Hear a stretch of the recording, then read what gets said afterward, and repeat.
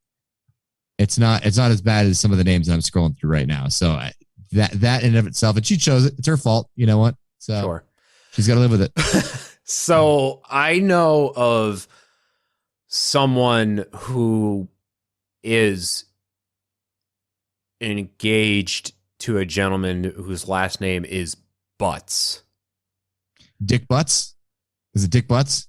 No, but there is a Dick Butts in Marlborough, Massachusetts. He's a divorce lawyer, and Kate and I always joked like, "Oh, if we ever get divorced, we're gonna have to go see Dick Butts." Well, we're probably actually really gonna have to go see Dick Butts. I almost kind of want to see Dick Butts on principle. He is a divorce attorney. His name, I shit you not, it's literally Richard Butts, and he's got just a big old sign on Route 20 that just says Richard Butts, like Richard L. Butts. Yeah, Butts is just it's a somewhat common last name, but you would have to just grow up and face a lifetime of ridicule for a name like that.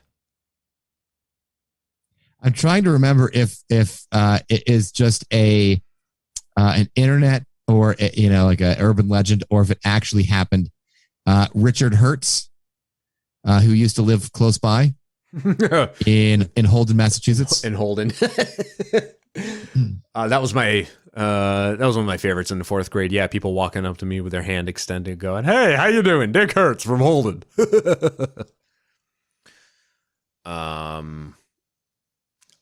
Now there's the show Schitt's Creek. Shit has to be a surname. I always enjoyed on Colbert show anytime he had like Eugene Levy or someone from that show on for an interview. Anytime they said the name of the show, Schitt's Creek, they had to display the logo of the show on screen.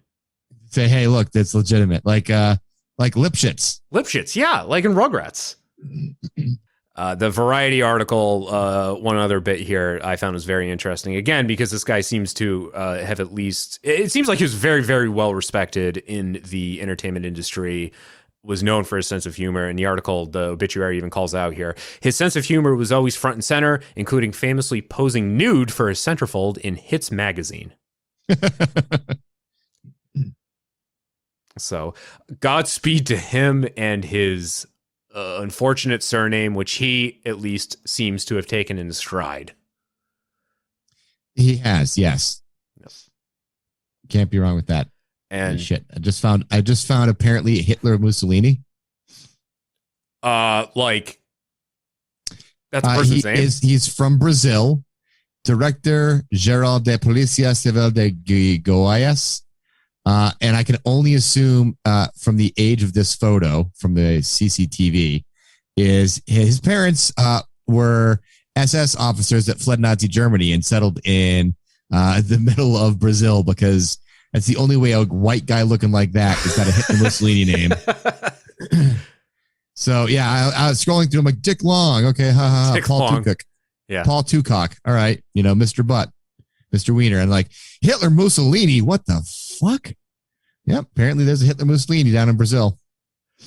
Now the name, because I know someone personally, and their name's Adolfo, and then going back to Toucher and Rich, they had Adolfo. Mm-hmm. But that's like, it's literally like, it's a variation of Adolf. Yeah. And Adolf was a common name. My great grandfather was Adolf. Yeah. Granted, he was not named for that guy. I believe he was born before Hitler. And then Hitler decided to ruin that name. Hussein. I think it was a PH too. Yeah. Adolf with the PH. Hussein. Barack Obama. Yeah. Barack Hussein Obama just happens to be a famous shitlord in history who was also Hussein. Jack Pol Pot Gill.